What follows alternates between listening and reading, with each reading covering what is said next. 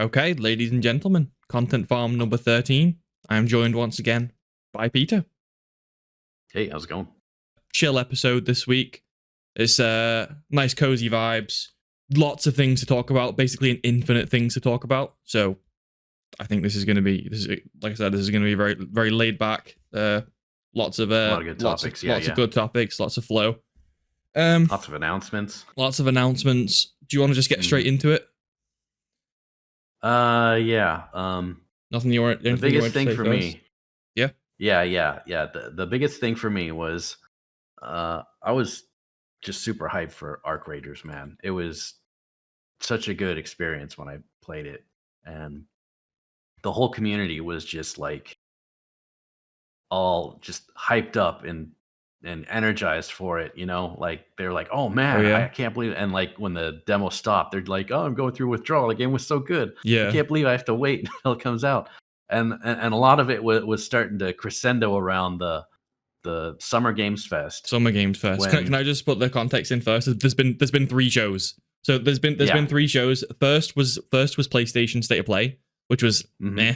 And then there was Summer Games Fest, which is what you're talking about now. And then last was Xbox, but we're going to cover all 3 of those today. But sorry, continue with Outrated. Yep. So it's just like a show where they, show a bunch of trailers for people who don't know. A lot of new stuff pops up. The first time people see a lot of stuff is here, and relatedly so, Embark, the company who made Arc Raiders, they made the finals before this. And the way they launched the finals was during Summer Games Fest. They shadow dropped it. They made the finals? Like, boom, it's out. They made the finals, yeah. So they know their shit, man. Yeah. I'm telling you, this game is incredible. I'm buying it for my friends to force them to play it with me. Because, don't miss out on this. No. Anyways, the hype for the game is just unreal, and people are just frothing for something. And so people think that maybe they're going to shadow drop it like they did the finals. And, there's all these rumors going around, and someone downloaded a unauthorized version of the test that was still available, and it had a counter in the upper right corner, and the counter counted down to the Summer Games Fest. It was legitimate tip-offs and conspiracy. Stuff. No, yeah. It was an actual countdown though. That was undeniable. It was a countdown timer. And people were losing their minds, oh, it's gonna release, they're gonna shadow drop, it's gonna be crazy. And there are all these, rumors going around, and every little hint, was talked about. And then finally it rolls around, and all we get is a trailer and a launch date, which is October 30th. So the countdown was a countdown to a countdown. That's far away as well. That's far away. Yeah. It was so bad, and not even an announcement of another beta or anything like that. Just it's gonna come October 30th. So were the community upset that the game didn't shadow drop with that?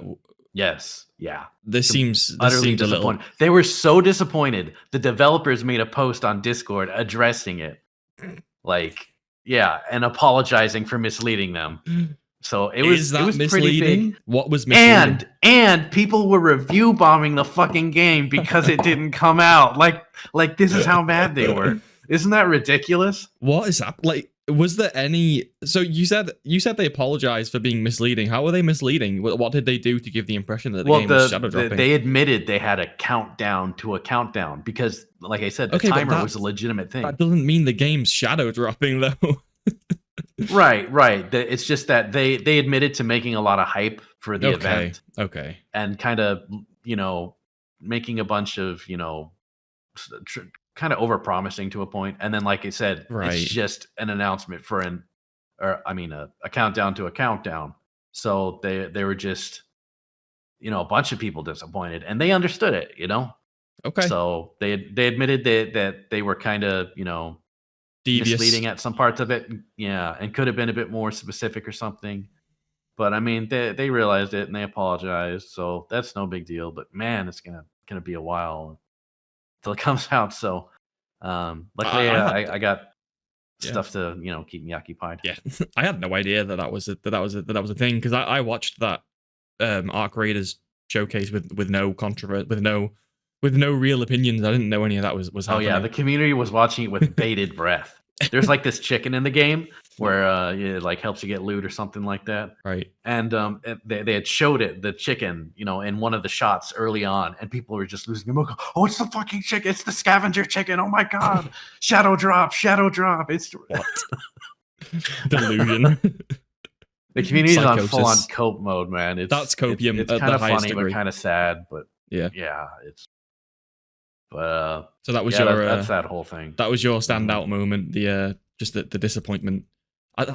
Yeah. I'm surprised. Like from what I heard about the previews, the game's in quite good shape, right? I'm surprised it's not coming out till October. It's great shape. Yeah, that's why they were so surprised that they were going to work on it. It's like, it's so good right now. Why aren't you releasing it?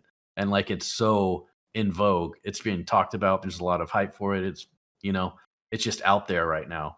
Yeah, there's a lot of fire for it. So for them to do that was kind of, obviously I'm not going to complain about them taking months to polish up the game, but it's just the way they did it, which is kind of like almost, I don't want to say it is a rug pull, but it feels so close to it that you're just kind of like, can't help but surely it can't be a rug pull. Like no, it's just that's interesting. That I didn't know it was made by the finals people, because I love we didn't play it for very long, again because just moved on to playing some other games, but the finals was fucking. To be fair, I came back to it a few times, but that was a good time. The finals was it was good. It was very well made. It was some of the best PvP with the boys gameplay I've had in a really long time. Yeah, the whole multi-team aspect just added a whole much more chaos to it. It made it less sweaty because you weren't trying to kill. You weren't all locked in on killing one thing. You were kind of like split. You were split. Everyone was just going ape shit everywhere. And you're just trying to get whatever points you can. And the walls are just falling all around you. Like the destructible physics in that game. You had some crazy moments. It was made for crazy moments. Oh yes. Like that's what I miss from Bad Company too, man. That kind of stuff. I felt like newer games would have a lot more of that by default, but it still seems a rarity. We don't do it anymore. Yeah, I mean Battlefield 6 is pushing it hard. I don't know if you've seen all the gameplay of Battlefield 6. There's so much. There's so much gameplay now. Yeah, but they always promise that too. On the other hand, look, destructible physics. There's like one tower that falls in the whole and I hate it when they do the thing where this is obviously a tangent, but like in Destruction, where it's very clear that it's destruction, but like in only this square, and then the building gets destroyed, and you can see like the struts of where how the destruction is made, and it's kind of immersion breaking. I wish you could just like smash whole walls down. I wish it would be like that, but obviously, especially when you're doing like 32 versus 32, you can't have your cake and eat it too. Really, it's got there's limitations, at least until now there is. Yeah, and sometimes they break on like really, pre-made joints and stuff. Everything's kind of like blocky and like the debris looks really cheesy. That's what I meant. Yeah, like it looked very. You could tell you can see where it's been made to break. It was a little bit. Yeah, and like when it breaks apart, the pieces don't look like what the structure was. It's just like generic wood pieces or something like that. Yeah. Like, but no, the finals was fantastic. I mean, it is fantastic. I assume it's probably still got a player base because I think it's got some diehard fans. I had some insane. But talking about destruction, I was playing this game Delivery at All Costs, and the whole game is centered around destruction. You're just driving. It's like a delivery game. I saw some people pick up with the car. But you're like driving through everything. It is it is the fun part of that. But what were you saying? I saw some people saying that. Yeah, I had my best moment on the finals was like this shit like this just happened all. It's like a cinema, one of those pure cinema games. But like there was a time because you have to like defuse not really a bomb, but like defuse the bank thing or whatever it is. Like it was someone puts the stuff in it and then someone has to go and like hold E to do whatever. And one of them was capture it, right? One of them was in a lift, an elevator that was going up and down, and like my team was dead, and they were all in the elevator, and they were defused, and they were like capturing the thing. And like the last second, I threw a grenade while the door was like this, and the grenade went through, and I died. And then like 5 seconds later, I just got a like triple kill with the grenade, and it was like they were just about to capture as well. Cinema. That reminded me of my favorite game, which I had forgotten until you mentioned the elevator. Your favorite game? I'm like. My favorite round of the finals. Yeah. It was like the last cap wins, you know, Yeah, and it appeared on the elevator. And so my team, they got on the elevator and we just kept hitting the up and down floors. So the elevator was always moving. People would fall in and we'd mow them down, and like we'd stop on the floor, we'd just shoot at them, then we'd close the door, and like we were getting kills left and right, dude. And like right at the end, everyone just piled in the elevator, and then we got it like just as it's the teamwork. The teamwork was genuinely satisfying. Yeah. The game is well balanced. It's got very fun weapons, you know. Utilities that are useful and aren't just like, you know, garbage. You're actually like, you know, fighting over what to put in your kit, because so many items are good, right? There isn't like just some meta build you just kind of jump into like so many of these games have. It's funny as well. It's great. Because that game, especially when it was revealed for the first time, looked like this looks like a million other games, kinda. You know, this looks like it's going to be a swap live service. Right at the front, it's just like, you know, a bunch of teams fighting. And like they're wearing wacky outfits and they're doing kind of game show vibe. Like, okay, whatever. This is why you got to give on paper. Yeah, that's why you got to give everything a chance. Like you got to give everything a chance, because that was a standout game. It really is. I keep saying was. It's still a game. It's still a game, and it's still probably popular. Yeah. And that whole vibe they have with the game, with like the music and the sound, the kind of like a show, synth stuff, a game show. Yeah. Fantastic. Yeah, it's great. Well, unless you've got any other, pretty good. Oh, the graphics are nice. It has like, does it have ray tracing? Well, it has like really good lighting. Either way, it was a cool looking game. Unless you've got any other like things you wanted to pick out, I'll just start going through some things that were highlights. I don't have every single thing from the shows written down, just the things that I thought were like notable for us. I wanted to talk about Dune Awakening. Dune Awakening. Your background, Nissan Al Gaib. That's not. That's the wrong one. That's the worm. That's not the worm. It is. That's not the worm. No, but it is Dune related. So I'll give you that. And it was accurate. You didn't mispronounce it. So okay, bonus good. Points. Thank you. Go ahead. But yeah, it was made by the people who made Conan. Conan Exiles. Yeah, so there's a lot of similarity in gameplay style. If you ever played Conan, I don't know. I haven't, but I'm familiar with it. All right, it's kind of your average over the shoulder survival crafting kind of thing, but it had done it better than most, which is why the community is still alive today. Honestly, for a game that many years old. Certainly. That shows just how well it was made. And so then that studio putting into something, because normally if something was crafting survival, I wouldn't play it. Oh, really? I played a lot of them because my brother loves the games. So I'm always playing them with him. No, those games always those games always attract me a little bit, because I feel like I've had a lot of fun on games like that. Not like the more hardcore ones, but I mean like survival. I think I like the survival game genre a lot. Which Dune actually does look quite survivally. Well, you know. It is. Go ahead, tell me. Yep. And like, it's lore accurate that Dune, or Arrakis, was just a planet where water is just so rare that it's like a valuable resource, and you wear the suit that helps you retain moisture. Oh. And then, excess moisture from like sweating and stuff, it's actually saved in the suit for you to later drink when you're low, because that's how important moisture is. There's just so little of it. It's just like this high resource in the game, in the book. And when people die, they give their water, because that's basically all their body is at that point. It's just water.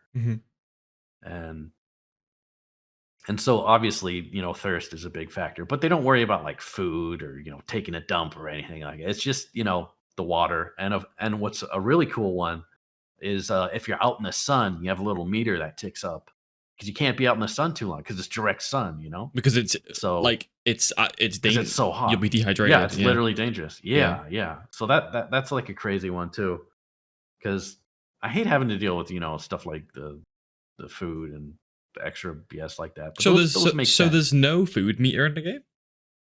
No, don't worry about food. But I mean, it's focusing on the things like integral to the to Arrakis. Is it Arrakis? Yeah. It's focusing on the things integral to the universe, which is cool. Yeah. Unique. Which is pretty cool. Yeah. Yeah. It gives a really good vibe to the game. So I'm enjoying it so far. How I'm is still early on. Yeah, how is like moment to moment gameplay? What do you spend most of the time doing in the game? So early on, I'm still doing like, I don't know if it's tutorial or like it's just the early part of the main mission, but I'm just walking across the desert, like doing quests or just exploring. Like exploring is pretty fun, and there's little like rock encampments, where buildings are tucked inside, or can't rogue camps are just scattered around, and you scavenge for stuff. And what's really cool is like when on most games when you like mine resources, you just like you look at it and you hold the button and your character goes tuk, tuk, tuk, Yeah. tuk, tuk, and this little bar goes and it's boring. But in this one, like you pull out your gun, you click the scan button, it scans the rock, and then like you see a little mark on it, and you take this welder gun, this fires this laser, and you have to like Cut it cover out. the mark. Yeah. Yeah, and as soon as you cut it out, then it just shatters into pieces. So it's like that's really satisfying. Yeah. Instead of just like you said, instead of just progress bar like mining. Yeah, and instead of just like clicking a button, it's actually pretty cool and involved. And the better you do it, the faster you get at it. Mm-hmm. And it always looks cool. And as you're going between these settlements, you have to cross wide open swaths of desert. And when the desert's big enough, you have to worry about sandworms, and they will wreck your shit. Like you're just dead. You're either dead or you're not. I don't know if you can fight them. They're just too massive. Maybe like end game. Maybe later. Yeah, but they're just you're dead if and they did a good job. And what's weird is this is the movie accurate one, but the one in the game is actually different looking. Oh, really? Yeah, bigger or smaller? Yeah, it's kind of like the 3-petal mouth. It looks like more like a graboid from a Sarlacc pit. Yeah. But yeah, I'm enjoying it. It's cool. Performance is a little underwhelming. Oh, really? Like, That's it could use a lot of optimizations. Yeah. Oh, okay. Yeah, it looks great though. It does look nice. It's definitely chopping, and I don't have a bad system, so that's saying a lot. Yeah, I know. We know. You say every episode. We know. Calm down. Anyways, you guys want to find my specs? It's in the comments. Dune did appear at Summer Games Fest. Was that particularly interesting? I don't remember. I didn't see that one, but I had already seen the trailer, and we knew it was coming out, so it wasn't like, oh my god, maybe it was a new trailer or something. But so what's kind of funny is, sorry, go ahead. Well, as much as I'm enjoying it, it feels like the people who made it knew more about Dune from the movies than from the book, because like that makes sense. They're keeping like the style of a lot of the movies and stuff, but there's a lot of references that I feel like they should be using more of, and it feels more like they're making up names of places and things that happened than using references from the book. Just little nitpicks. I also feel like that's just that games that are like based on shows or vice versa do this all the time now. It's just like brand. I can't remember the term, like brand matching, like brand recognition. So they'll make it look like the movie, obviously, to match with the movie, so they have like synchronization in terms of like interest. This is a thing that happened in like the Halo TV show, and it really this is like a tangent. I know I find a way to talk about like the Halo TV show every few weeks, but like, I think he likes it, guys. Don't you dare! But like, I can't be caught live in that context. Anyway, that was something that like kind of again just bugged me and everyone with the Halo TV show, because that was like, it is a new universe, but they'd have Master Chief like early days like on Reach before like even though it is a new universe, similar sort of timeline, before the events of like the first game, but they'd have him in like the modern Halo Infinite armor, which is like, in terms of technology and the lore of the universe, way more advanced than like anything you should be wearing like in the Halo Reach time period. And not just him, but like everything, all the vehicles, armor, weaponry was like from the brand new Halo games, which take place like 20 years in the future. So in the show. In the show, sorry, yeah. In the show, they're just using things that match the game for brand recognition. But it made no sense. It was like strange because they would wear things that they had a reason to look like that in the game, but in the show they didn't have nothing had a reason to look like that. It was just to match the game. Yeah, that was the thing. It's kind of the opposite of that for Dune, like where they're having a name, for servers or for places or for people and stuff, instead of grabbing a name that actually existed in the book. Yeah. Even if it's a completely different, unrelated character, like take it. Instead, it seems like they're just like pulling, because the book it relied a lot on like Arabic style, like I got that vibe, like the words, but a lot of them are made up stuff. But they're using like actual Arabic in the game and stuff, and it feels lazy. Like, can you imagine if they made like a Star Wars game and like they kind of had like the New York City. Yeah, like a New York City kind of thing. That was a terrible example. Anyway, yeah, I get your point. Yeah, just something completely out of they were place. Just like they were just naming things like, real world places. I know what you mean. Mm-hmm. Yeah, lost opportunity. Yeah, I mean, if the gameplay is there, the gameplay is there. There's a difference between like a vibe and the thing that you're trying to get the vibe from. Like just copying it. Like that, yeah. Mm-hmm. Like you said, that does sound like a nitpick, but yeah, valid. I skip the story a lot in most games, anyways, just because if the gameplay is good, I just want to continue with the gameplay.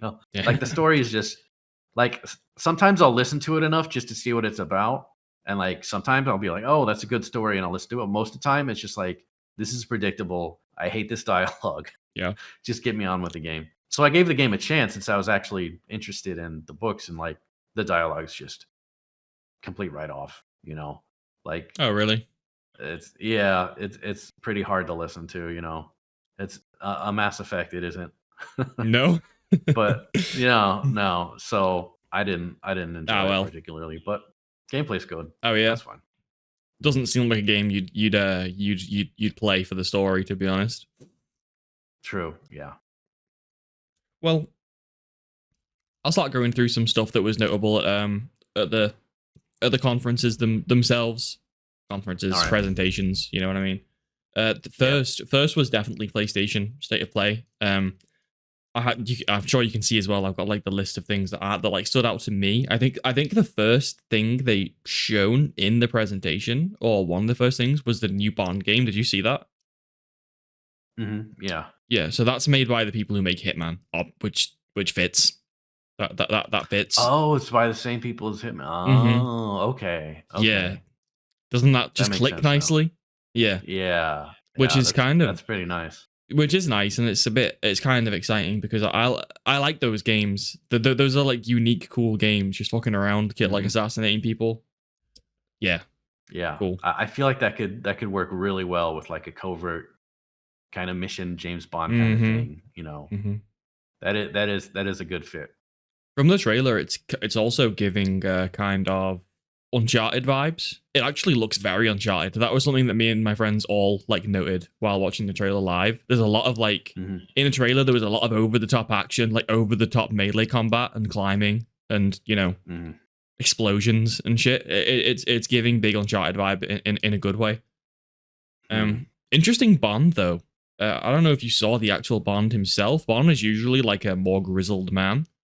This Bond is 26 in the game, but he doesn't look 26. He looks like 26. Yeah, but I would say he looks like 35. Maybe he doesn't look like I'm 26 in a couple of months. This is what like a 26-year-old looks like. He looks definitely older than 26. He's quite wrinkled and he looks very hard. Yeah.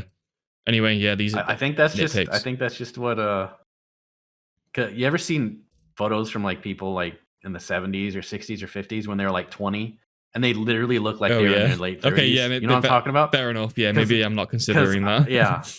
Yeah. I wouldn't be surprised if one of the original Bonds was in their 20s and just looked like he was in his 30s because that's just they all look like they're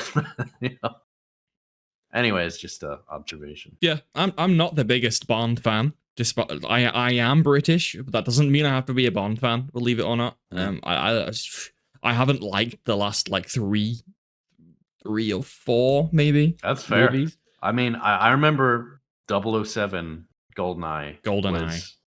was amazing, and then every Bond game after that just felt like a poor imitation of it.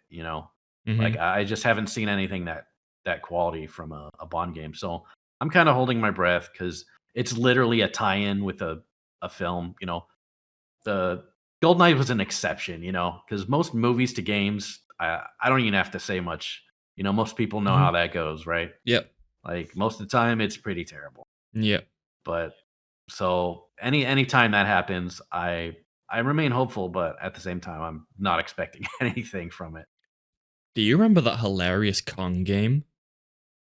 Kong? Yeah, from a couple of years ago. Oh yes, yeah. Oh, the terrible low budget game. Oh man, Yeah, God, but how did that get past QA? it's from a studio who's made games like that multiple times. I don't remember their name, but they're kind of just like Mm, movie execs like just go to them and be like, "We need a game now," and they make it because they have like 3 or 4 movie games that are basically the same, like that game. wow. Hilarious. That was funny though. It was Kong, and he was just like he only had like one animation for walking and jumping, Yeah, and he just boing like boing boing boing boing around I remember everywhere. there was one boss intro where it wasn't 3D. It was literally just a PNG, Yeah, like yeah, a still yeah, photo, and like the streamer finally got to that point, and it was freaking hilarious.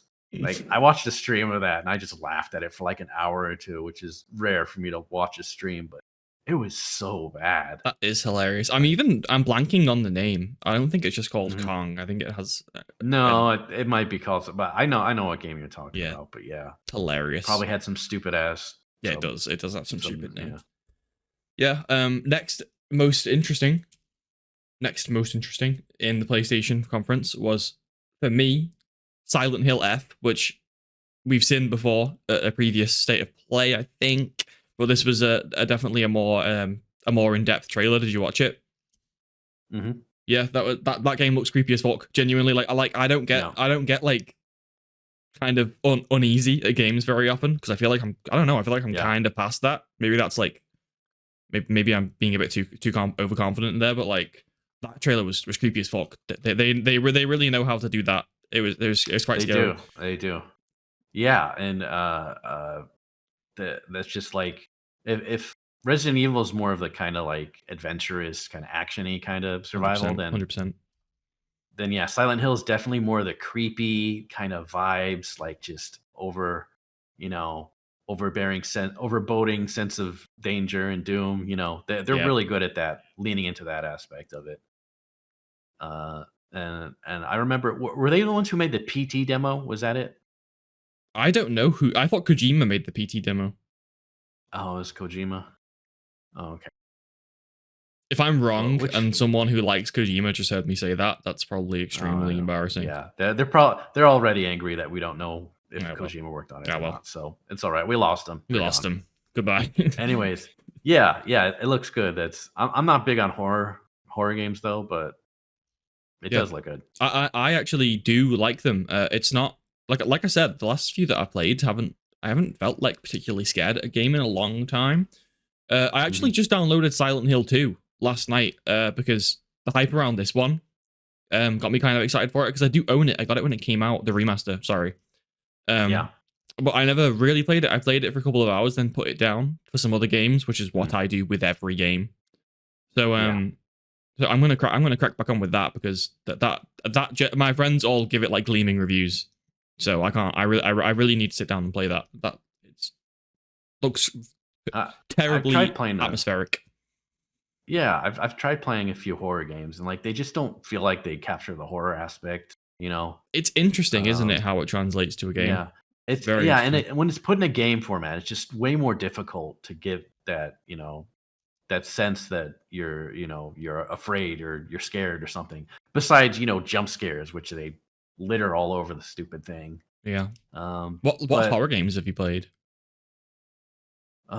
recently, not much. I played like I remember I played Amnesia, and Amnesia. I played uh You must have played Outlast. That was just terribly famous at one point. I may have. Trying to remember. It's been so long since I played Yeah. any of them. Oh yeah, Alien Isolation. Actually very good. Good game. Actually, a very good one. Good game. Yes. That's how you do it right. You keep the tension up. It's always, you're trying to get away from him. You don't know if he's behind him. When he's falling behind you, it's just horrifying. Yeah. Like, that was definitely a one done well. So I got to give it that much. That's pretty good. That game is so immersive. Like I've never played I've never played a more immersive horror game, not just because of the graphics, sound design, and the ambience, but also the AI is like something is really trying to kill me right now. Something's really trying to kill me, and I'm in this place that feels like horrifically real. Like this is very real. I'm glad you mentioned that because I would have completely forgot. But that is a great horror game. Oh, it matched the vibe of the first movie so well. Oh, it feels like you're in it. It feels like you're in the first movie. Really, it does. So that absolutely nailed it. But I haven't felt that experience from any other horror game since. I remember Phasmagoria, not Phasmagoria. Phasmophobia. Phasmophobia. Yes. Phasmagoria is a really old like Windows 95 game.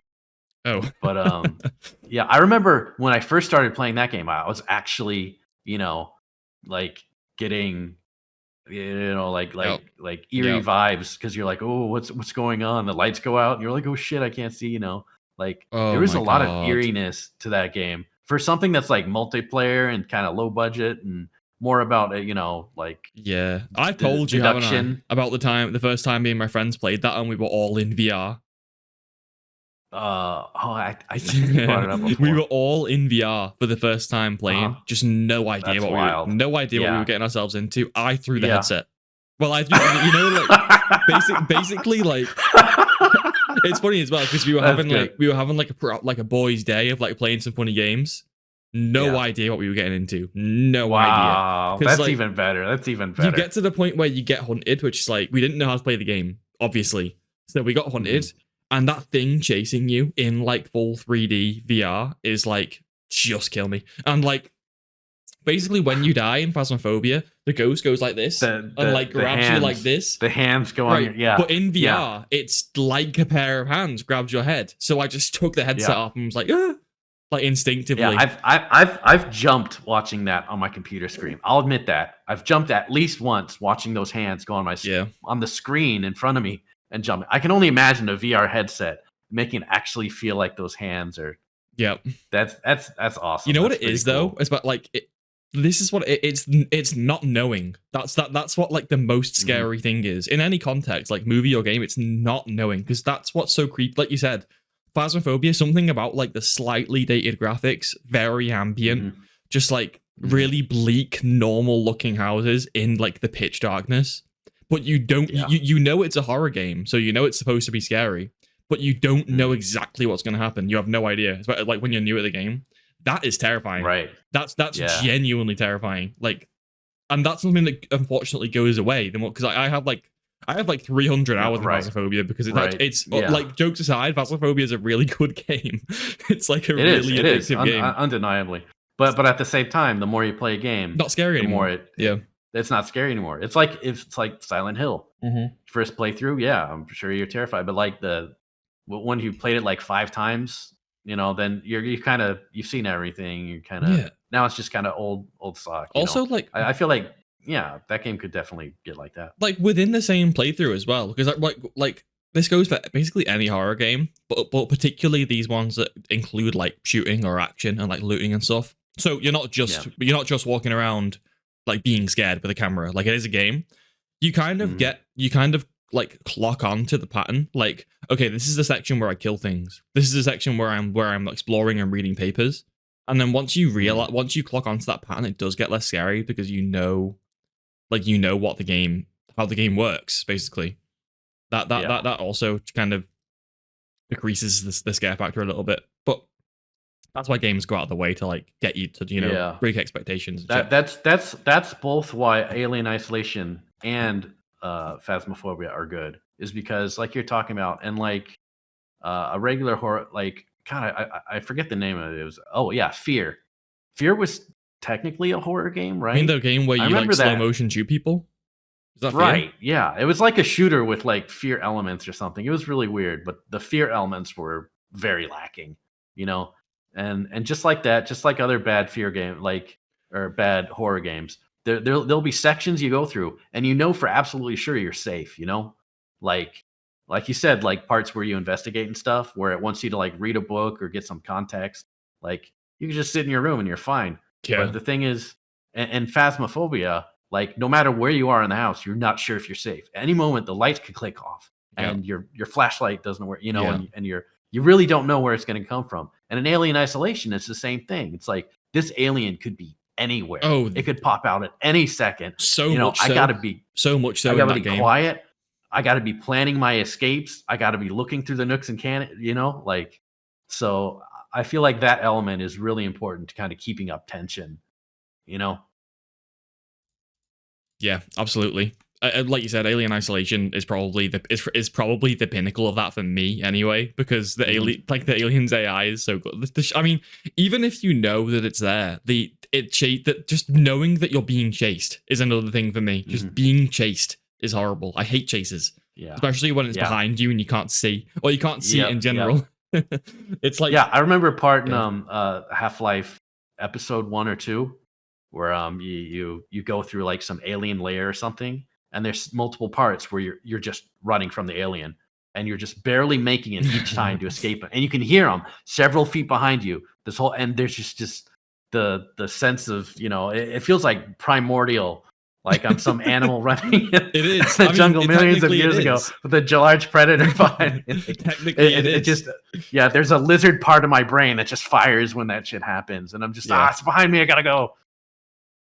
So yeah, Silent Hill F looks like some proper Japanese scary times. Cool. It's very Japanese, actually. They already announced the pre-order bonus is a bunny outfit. That's definitely very Japanese. But it won't be controversial because it's Silent Hill. Anyway. Neo 3. Do you care about Neo? Please say no. Yeah.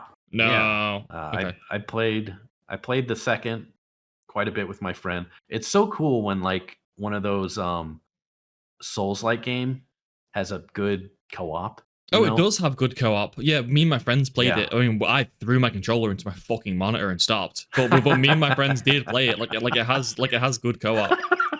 Like, what was that? Threw your controller into the monitor? What? No, I didn't. It's a lie. That's how I felt. I was close. That's probably the most Souls games. That's probably the most angry I've ever been at a game. Is Neo 2. I really struggled with it. Wow. Like badly. I couldn't do anything. I hate it. But it is good. It is apparently a good game. I couldn't play it, so I can't judge it. Too hard. Definitely the hardest game I've ever played. But yeah, you said it has. It has great co-op. They're rough, but good co-op. Yeah, which obviously is pretty rare in Souls-like games because you know there's just so many different systems out there. But it works. It's good, and I like the combat system. You know, the enemies are pretty fun. So I'm definitely looking, but man, I still got to finish 2 with my friend, and I'm actually playing a bit of Neo 1 with a different friend. We started playing that a bit. Yeah. So technically, I haven't finished either of them. Yeah. But I know they're pretty solid, and you know, maybe 3 coming out, you know, will help us motivate us to beat the earlier ones. Oh yeah, for sure. Maybe we'll just ignore them and start another one. What's interesting is it's good times. I remember Neo 2 being like insanely complicated with the stances and shit. This game, they claim that they're upping the complexity. You can do like multi-stance and shit in this game. Oh, interesting. I don't know. Obviously, stances. Yeah, stances are weird. Yeah. It was weird. Very overwhelming at first. It is extremely overwhelming. At first, yeah, but you get used to it. You start to realize like each stance has like go-to, you know, combos in it, and you know some stances you can only use some moves, right? So, in the beginning, it's a lot to take in. But the more you play a Souls-like game, the more you get it hammered into you, you know, just from the gameplay alone. That you got to learn what works. Maybe, and you know, maybe if I went back to it since playing every Souls game under the sun like 10 times, I think I had back then, but definitely more so now. Maybe it would be a little bit easier. I think it would, yeah, because it's at the core, it's a Souls-like, you know. Oh, quite clearly, and yeah. So it just has a weird twist to its gameplay mechanics, and there's a bunch of abilities that you know you get advantages from switching stances or you know doing X and Y stance stuff like that. But like I said, you just kind of toy with it. you find out what works, and you just kind of go into it. Same with Dark Souls. There's a lot of weapons in Dark Souls, but usually you just find a couple that you're comfortable with. Most people, I'd say most people probably find one. Like 80% of players. Yeah, and like each weapon has its own playstyle. So that's cool. Yeah. I can't deny it's a cool game. I remember even when I was playing it, like the weapon variety and the moveset variety was quite impressive. It was quite impressive. Yeah, it's pretty cool. That's great. You can add, a bunch with abilities and stuff. Yeah, like that's kind of rare in a lot of Souls-like games, like getting additional moves and abilities and stuff. Yeah, because I think FromSoft started the trend of just like having your one weapon and sticking to it, and all like a lot of Souls-likes, which are just rampant nowadays. A lot of them like follow that pattern, but Neo isn't like that. Neo is like just do whatever the fuck you want, basically. Like you are restricted to a degree, but you can do some crazy shit still. Like you don't have to just swing your sword around. I remember that definitely being the case, which is cool. Yeah, can't deny it's a cool game. It's cool. Yeah, definitely gonna check it out. Metal Gear 3 remake. Is there anything you want to say? We have covered it on the show before. There was another trailer, but it was just I think we all know what to expect with that one, right? Yeah. I mean, I feel like we all know what it's gonna be like. So we know the deal with that. Yeah. Mm-hmm. And I feel like most of us probably already know if we're gonna get it or not at this point, right? Yeah. Like I actually didn't play 3 because I don't know. Oh yeah, I never finished 2. I'd like gotten to the very end, and then I felt like I couldn't play 3 unless I finished 2. So I kind of missed out on it. And a couple years ago, I tried to go back on it, but it's just so dated now. Yeah. Like it feels bad. I feel like I'm not getting the experience I could have had if I'd have just played it fresh after 2, which I should have. But now that it's getting a remake, I'm kind of interested in playing it again, having it feel like it would have been, back then. So that's cool. I'm somewhat interested. I'm just very wary of the amount of games that I buy and don't like kind of put down quickly. So that's I'm gonna really think hard about that one. Really think hard about it because I'm not 100%. I won't buy it unless I'll play it. That's for sure. But yeah, I'm definitely interested in getting it because it's kind of like my blockade and continuing with the Metal Gear franchise. I can't play 4 unless I finish 3, right? Yeah. And I hear a lot of good stuff on 4, and I can't touch 5 unless I touch 4. And I hear 5 isn't as good as 4, but still, for someone like me who claims to love the series so much and have played such little of it, it feels like it's something I need to catch up at one point. Yeah. This is an interesting one because the Ghost of Yote reappeared, which is a Ghost of Yote is this is all PlayStation exclusive stuff, so you might not be in the loop. But that's the spiritual sequel to Ghost of Tsushima, which was like an incredibly successful PlayStation. Yeah. It's on PC now. Oh yeah, I played it on PC. It's great. You did. You played it. Yeah. Yeah. The multiplayer. Did you play it to completion? Man. No, I just played a bunch of the co-op. That's so random. No, it is. What's crazy though is that multiplayer DLC, which is fantastic. It was free. Oh, nice. Like even when it was released, it was free, and it was to be honest, it's probably similar to Elden Ring Night Rain, and that cost $35. Maybe. Yeah, no, I kind of kid. I think Elden Ring Night Rain is a bit more significant than that. But yeah, that was a free DLC. That was it's 3-player co-op RPG, right? Yeah. There's different game modes. Like there's a co-op, which is I think it's just 2 players. Oh, okay. And then there's like different like survival, and then there's like there's one where I forget what it's called, but like 2 teams of 3 compete against each other by fighting enemies, and like it's kind of like where I didn't know that was. And there's like two different parts of the level, like each. I think they're symmetric, like they're both mirrored. I have played and you're fighting along, and as you're going along, there's like power ups you can get that like put enemies on the other team side and stuff. I remember, and it was strange. I never got to play it because like nobody was queuing for it apparently. Yeah, no, that doesn't surprise me. I don't think it had legs. Right, but it was. I just wanted to at least try it, but it seemed interesting. Yeah, I mean, not something I'd play a lot though. Definitely, you like the single player in that. I think you'd like. That's what I thought. That's what I thought because I was playing the single player, and it's like but it just seemed so easy. Like you just breeze through everything. Co-op was great because like you could just jack up the hardness until you were just every fight was serious, and it was fun, man. Like going up because as you'd go up the gear climbing, that you'd open up harder difficulties for each of the missions, and so Right. it always stayed really difficult, you know, and it was really fun and rewarding to play that because I feel like single player, like it's just run over here, kill these guys, come over here, and I just don't feel I meant like like the story. Are you talking about the story, or are you talking about Legends still? I'm talking about story versus Legends. Oh, okay. Like I feel like the story hasn't challenged me much, and it's kind of like it's very beautiful, the environments, and it's cool how like not every mission is just like the same, copy pasted. Like you'll Hmm. have individual stuff and unique stuff here and there.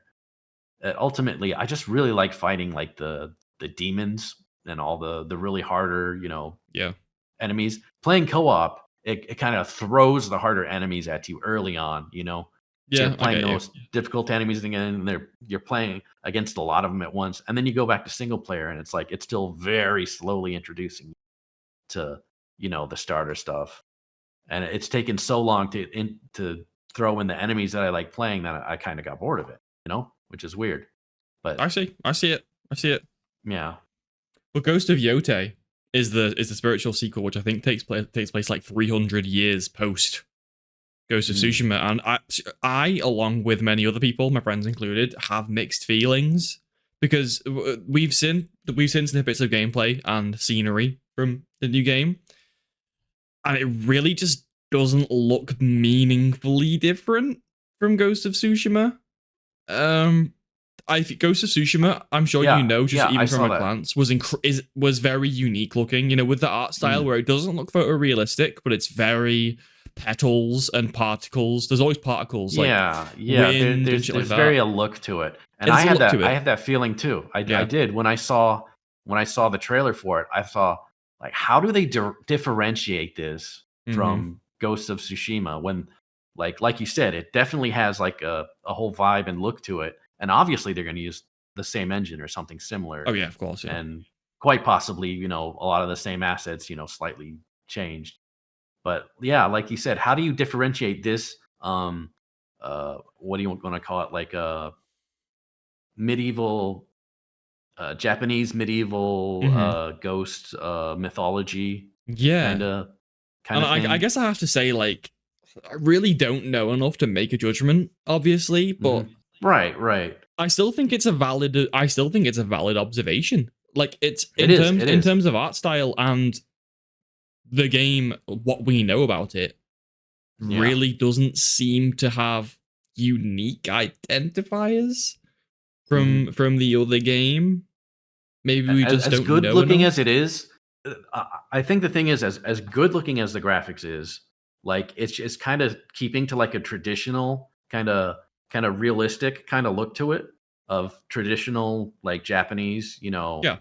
um, like buildings, clothing, landscape, stuff like that. It's not like Neo, which has a far more fantasy kind of kind of Hmm. lean in, you know what I Yeah. mean, for the style. Yeah, of So I course, think yeah. when they do that accurate to the, to how it would be, then, if you make a sequel to that, it how do you differentiate from that, Exactly, when like yeah. your source is yeah. So I feel like that'd be kind of hard for them to do, but at the same time, it's something that we expect, right? Yeah, well, like I said, we'll just have to see. Maybe there's something we don't know yet, or maybe there's some things we don't know yet about the game. But Mm, that's just yeah, I can't like. There's like no hype around it, which right. is funny Well, because I had the same observation. Like, yeah, because yeah, like yeah, Ghost same of thing. Tsushima is like a beloved game. So the fact that there's no Right. hype about this, I think, shows how kind of uncaptivating, if that makes sense, this Yeah, has been because it looks yeah. so similar. Like, it looks so And similar, and maybe that's it's part of it. People are just like, how can you change it? Even gameplay wise, like how can you change sword fighting? You had a good system. Are you gonna keep it and just slightly change it? You're gonna revamp it? but yeah. So So there's this stuff, and there's also the fact that if there was going to be another one, this might just be like me fanboying, but if there was going to be mm, another one, I was kind of hoping there was more Jin. like the same story. Yeah. Which I'm not surprised if it's a different story. No, I'm not surprised either. But if there was gonna be a new game in the Ghost series, I would have liked to see him again. But that's off the table. It's 300 years in the future. I'm sure there'll be references, but that's it. Yeah. So on both of those points, kind of just like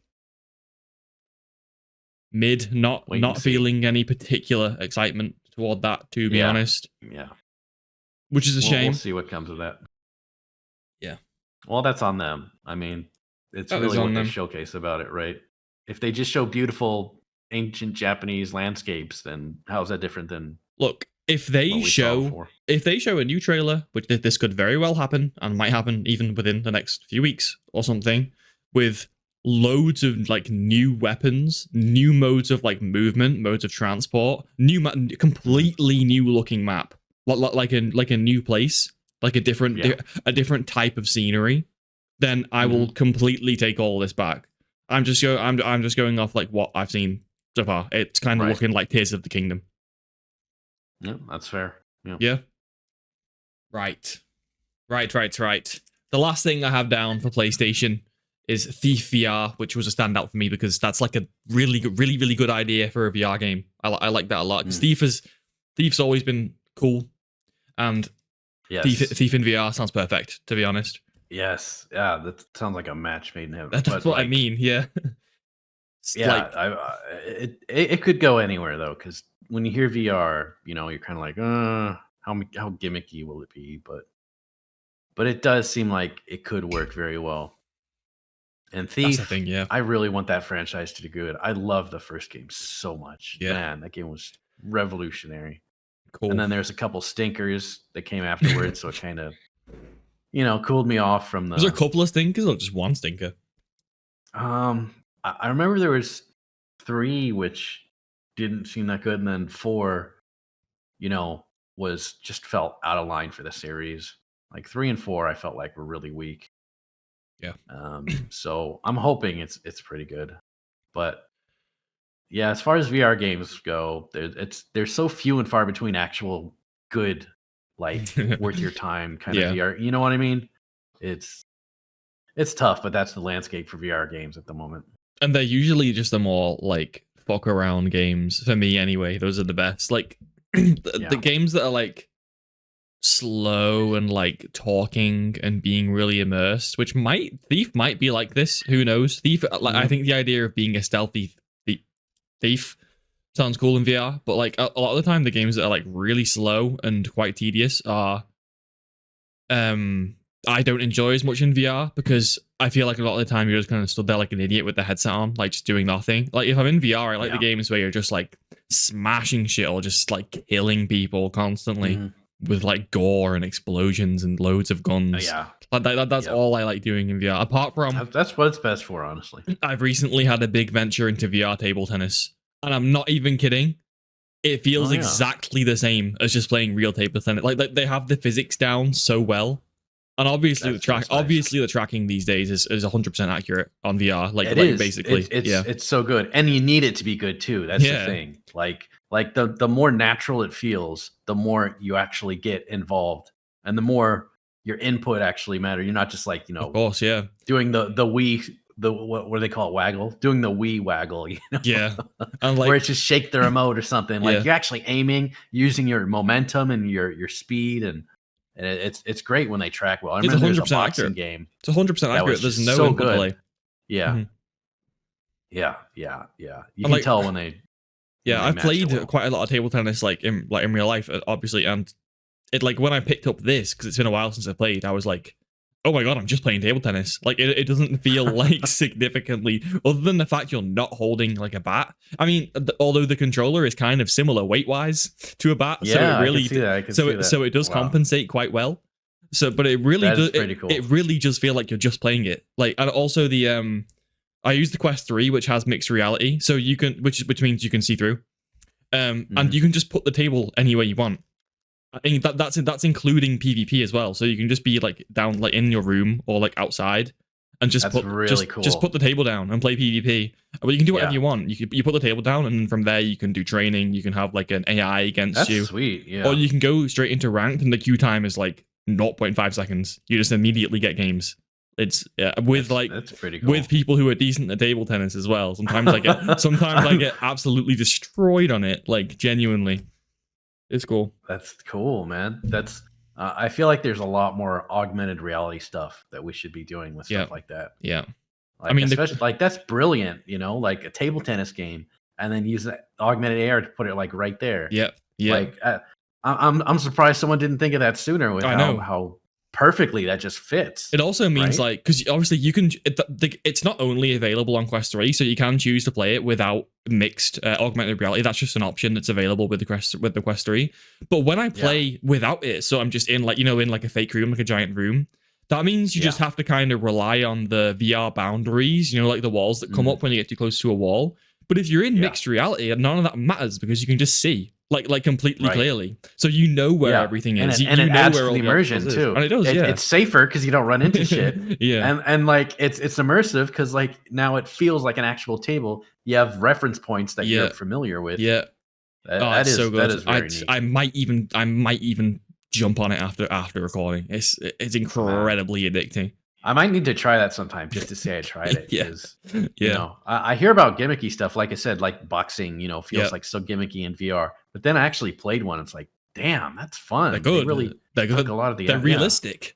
And they're exercise as well. Oh, man, it's brutal.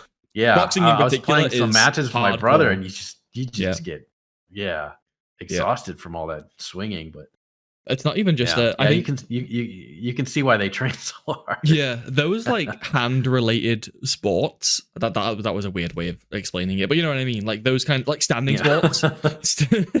Standing sports are perfect for VR. The hand finger move sport. Because golf is also. I have a really good PGA game. Golf is really good in VR as well. Because again, in the same way that I could see that in the same sort of way that the tracking is so accurate that you can basically completely replicate golf, because as long as the hand tracking is accurate. How do you do like the two hands? Because like obviously you have the two wands. Do you like double up on one wand? Yeah, I think the game only counts your main hand, which for me is my left. I'm left-handed. But obviously you just kind of go like this, so you just kind of pretend your right hand is holding something even though it isn't. I think the game only accounts for this, for like your main hand. Okay. And then you have to, that'd be awkward if I held two and like any misalignment would like throw it off. Yeah. So and then you have to definitely feel that's definitely someone or something that people print out 3D printer accessories for. They do, like, and they're insanely expensive. Undoubtedly. To a stupid, they're ridiculous expensive. Degree. What? Oh, they're like hundreds and hundreds and hundreds and hundreds, especially the guns and shit. Yeah, they're hundreds of pounds. Yeah, there's some really good ones as well. Really, really good ones. Wild. I don't doubt there's wild one, man. I saw a gun stock that was like, it is because people like whales will buy it all because VR has a lot of whales. That's a different topic entirely. But yeah, anyway, like I saw a nice gun stock that was magnetic, so you would have like there's a whole stock which is like a rail like this, and then you can put like the main one here, and you can magnet one here for like a shotgun, and then you can magnet it somewhere else or magnet it somewhere, and it has like slots that it'll fit into for any weapon. That was nice. That was nice. That's really that was a good one. And obviously you can get like I've seen people having like tennis rackets and stuff. That's an obvious one. Basically any accessory that you can think of exists. They're just, like I said, they're extremely expensive because no one's going to make it themselves. So they basically can just have a monopoly on those things. So they're expensive. Yeah. If I was big on VR, I would have a 3D printer. Undoubtedly, there's just so many toys that you can make and accessories for it. That's cool that people are making them. But man, of course they charge that much for them. Yeah, I'm gonna makes sense, I guess. So that was everything that we have down for PlayStation. Obviously, there was more. You can go and look at the. You should if you want to see everything. If you want to see everything, go and watch all the streams. You can just watch them all, or go and find an article that has all the games. But those are the things that I wrote down.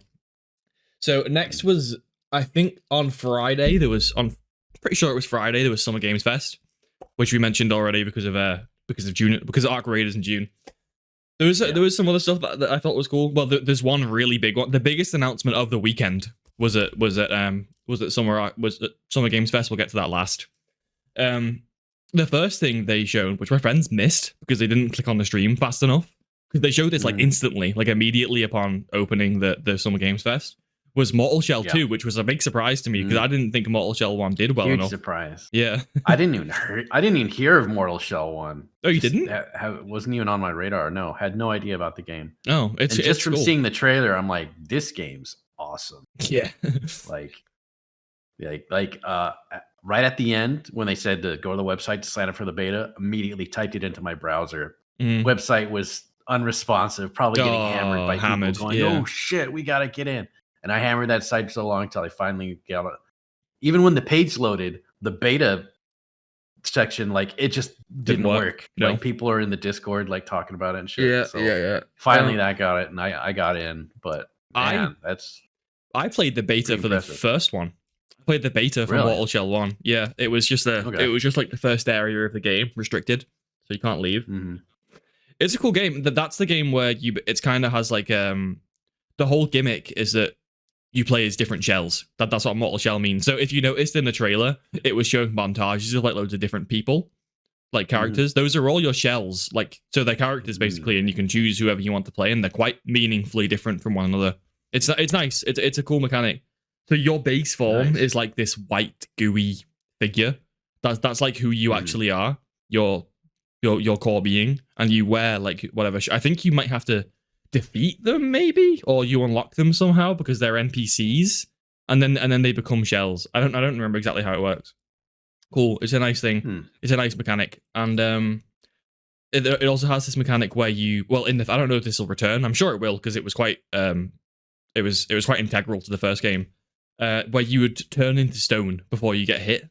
So you'd have to time it like a parry, and you turn into stone, meaning that their hit would just not do anything to you, and then you'd counterattack. So it was like parrying, but not really parrying because you weren't like, you weren't like getting an immediate benefit from it. But it was just you're invincible for like 0.2 seconds. That's basically what it is. That's cool. That sounds a lot like Lies of P. Yeah. Lies of P. Yeah, they had kind of like a parrying system where if you timed it well, then you didn't get like a stun on them. You didn't get a free attack or anything, but like it negated any damage it took. Yeah. And it negated any stamina it would have drained otherwise. Yeah. And some moves can only be parried, you know? Yeah. In a lot of Souls games. Yeah. Yeah. In a lot of Souls games, like they have parry systems. It's like only certain moves can be parryable. And they don't tell you why. You got to figure it out, which kind of makes it kind of like a pointless kind of thing, you know? Especially on bosses. But on Lies of P, almost any attack, you know, can be parried to a degree, and it's got a really small window too. And it's not like the actual parry where you have to do it before you're hit. You know, you have to time it. It's just like right when you're hit. So it's so much more satisfying to hit that. Just bam, bam, bam. You know, Lies of P is great for a ton of reasons. Lies of P went for a cross between Sekiro, Bloodborne, and Souls, which that might sound like overwhelming at a glance, but it actually just basically opened loads of avenues for playing the game however you want to play. Because, like you said, you could parry, and that if you do that, as you got good at that, you would just destroy bosses and enemies. You could also dodge and play the game maybe comfortably that way. It would be quite difficult, though. I think the game... You could dodge. You could go for like a blocking build. I think the game wants you to experiment with all, like situationally. Like if you feel like, oh shit, I can't parry this, you dodge out of the way. But then other than that, you could try and parry. And their weapon and gadget system is made around that too. Like the weapons were like you put them together based on the kind of stats you want. Oh, that was cool. You can switch out your gadgets and stuff. They had a lot of cool stuff in that. That game's also the amount of content in that game is insane. It's like a 30-hour long game, and there's like no reused enemies and no reused locations. Even the boss fights are fun. Don't do that. FromSoft don't do that. Genuinely. Yeah. And they have some good fights in that too. Yeah. And they dropped the DLC for Lies of P. It's out. Yeah. Announcement. Yeah, I saw like some people streaming literally that day when they on Games Fest. Very nice. So that's pretty cool. Yeah. But they're fucking cooking something over there, those developers. Anyway.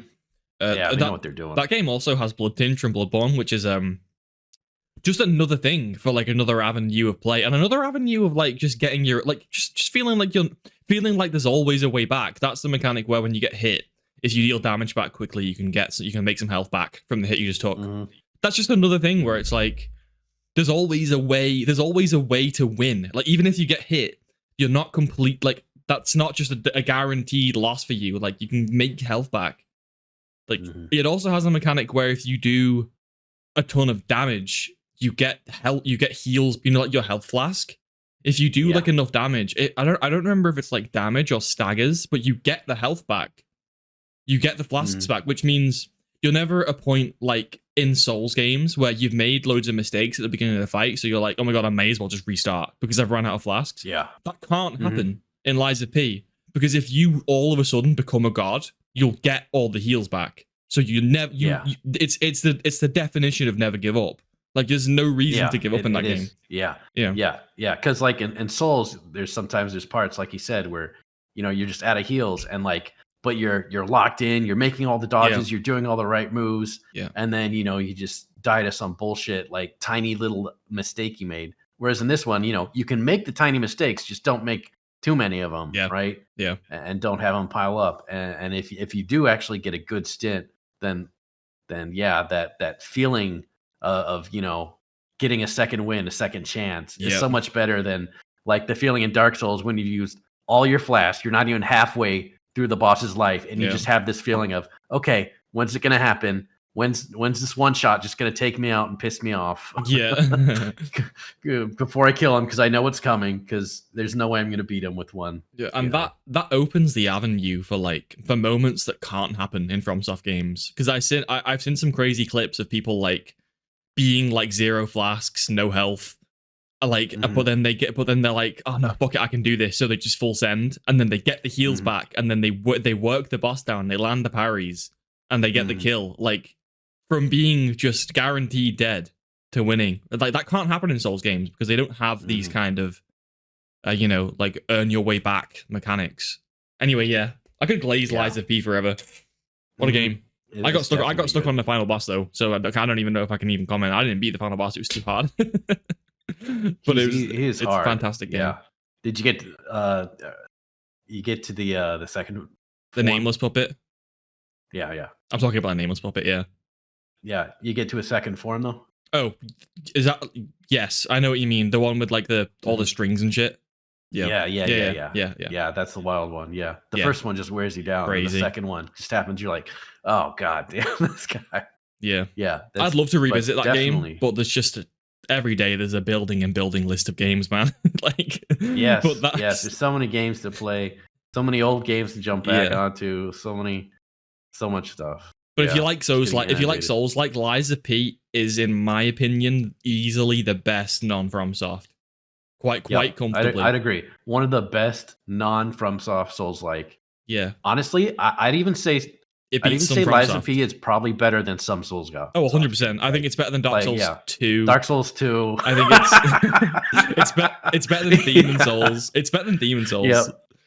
Yeah. But it's probably, if you're talking about objective quality, it probably is better than like Dark Souls 1. But I cannot say that because I love Dark Souls 1 like to the moon and back. So I won't go that far. Yeah. Well, it was so good at establishing the vibe. And it's very old, so you have to give it some leeway. Anyway. I don't know if you saw I don't know if you saw it at Summer Games Fest, but there was this puppet game that looked like it was live action, but it isn't. It was Unreal Engine 5. Did you see it? Yeah. Wasn't that unbelievable? I'll put like some. That was such a trip. Like it took me so long to realize, is this a game? Yeah. Is this an actual game? I'll put like some pictures on screen so you can see it, so people can see what I mean. But it's like, what the fuck was that? I still couldn't tell if there was actually rendering that in game really well, or if it was just like a video. Like it looks so.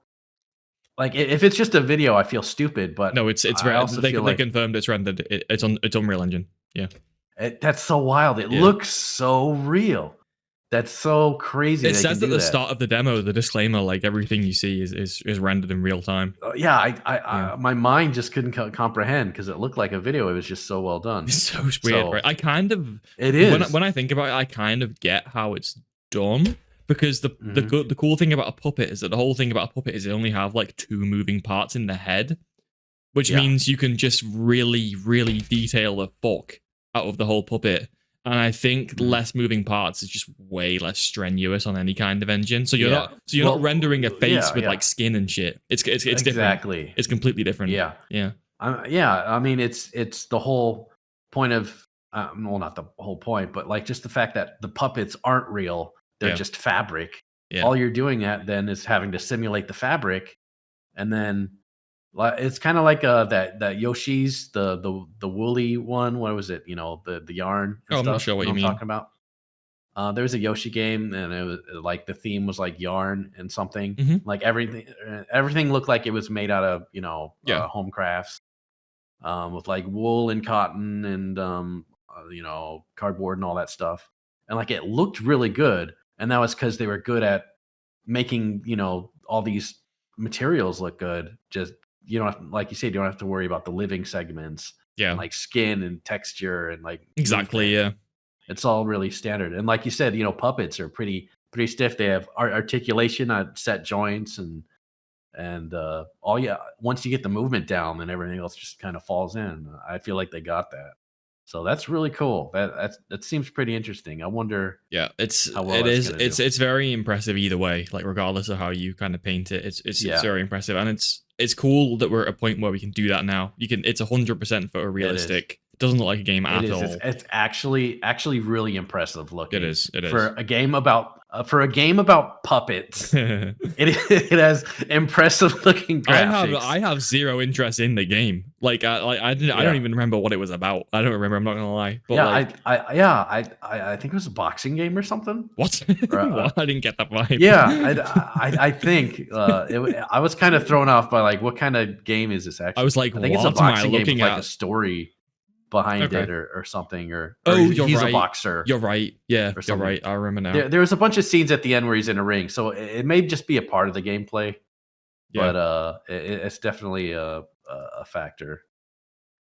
I don't know if I'd buy it, but at the same time, I'm so interested in like what it plays like. I'm definitely gonna watch someone play it at some point. Yeah, is it time to talk about the biggest announcement of the weekend? At the very tail end of Summer Games Fest.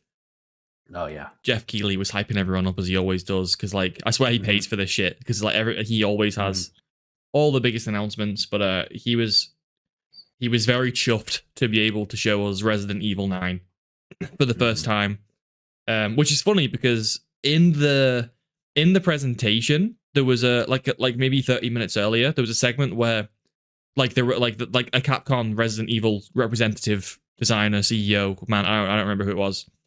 I don't know anything about Capcom, but he basically came on and said that like Resident Evil 9 needed more time to cook and we have something to show like soon. So he baited everyone. Did you catch that? That was really confusing because it also meant that when they were showing that trailer, we were like, me and my friends were like, this really looks like Resident Evil, but the guy said it's not Resident Evil. So we were trying to like figure out what it was for a really long time.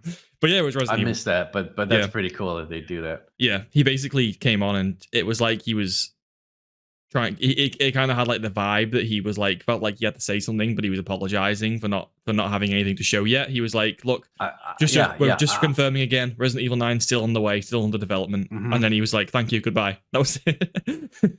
See that's cool. I like that. But Embark did like the opposite because I remember earlier before the Arc Raiders trailer came on, I think it was just before it. They were talking about due to release later this year. And he's like, due to release later, and of course us of the community is like later, like in 5 minutes, like later, like not now, but anytime after now, like any second now it's gonna release. It's gonna, this is the worst community of all time to be a developer for. Like they are so hyping it up. they're just thirsty, man. Like they just need a good game, I think it's that the extraction shooters have not had many good Yeah. games for a while. An actual good one comes out, and they're Oh, like, 100%. okay, we want this now. Marathon is not the one. Anyway, no. Resident Evil 9. What do you even say? It was just a cinematic trailer, very very brief, very basic. Basically, extremely vague. Nothing to really go off, other than the fact that at least part of the game is going to take place in like post Nuke Raccoon City. Like that's like all we know.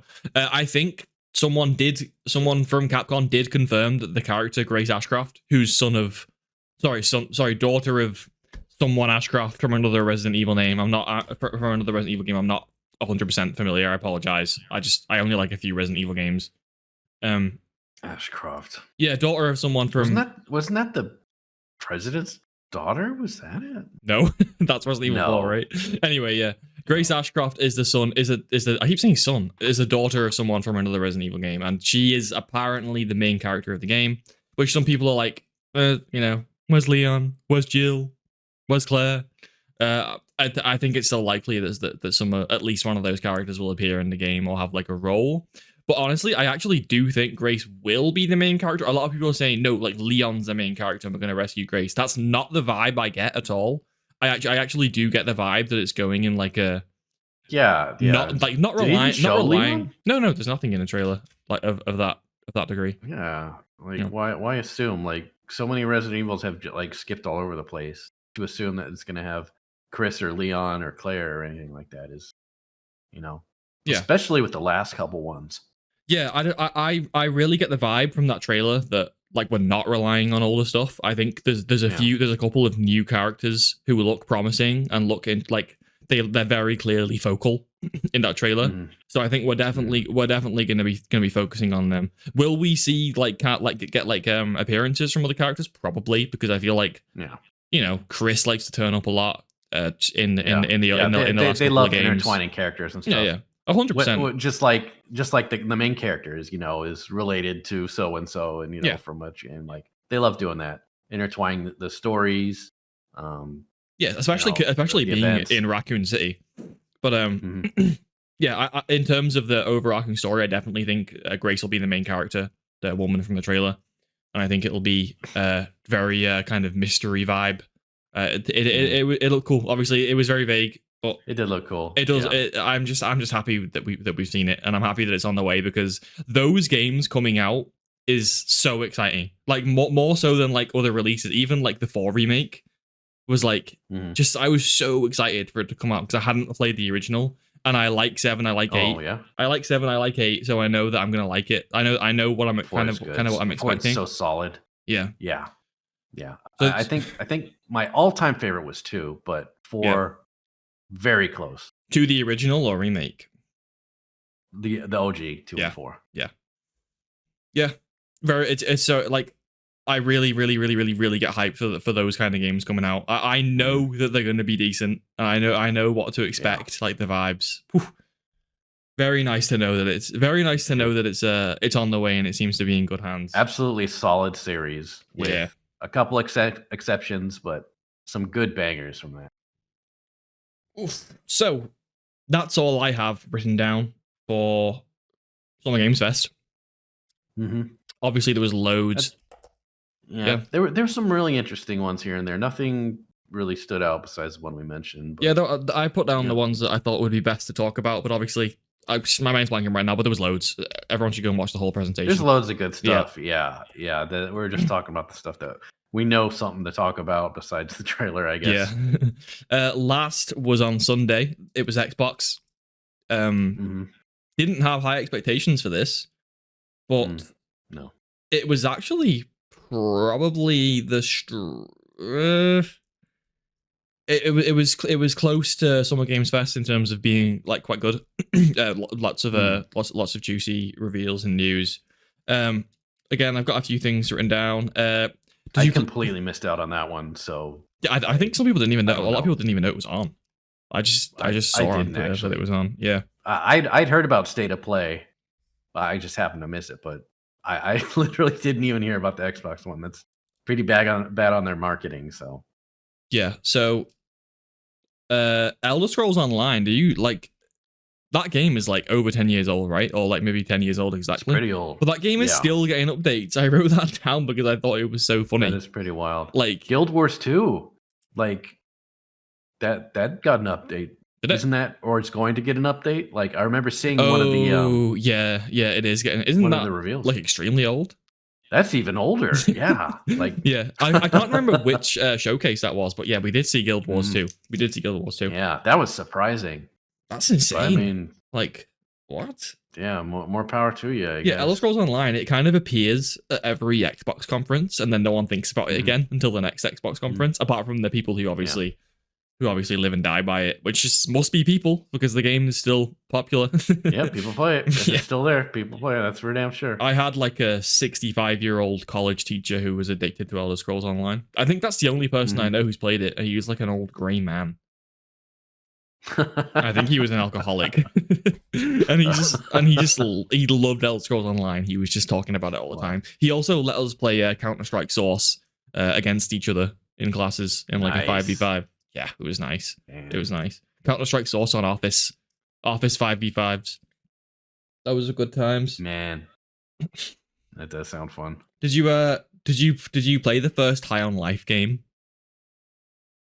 No, but I saw a lot of stream clips of people playing it and stuff. Yeah, in my opinion, underappreciated for just for being like a really unique game with the guns like speaking to you, like the gun speaking to you and shit, and like having different personalities and just like actually a good sense of humor.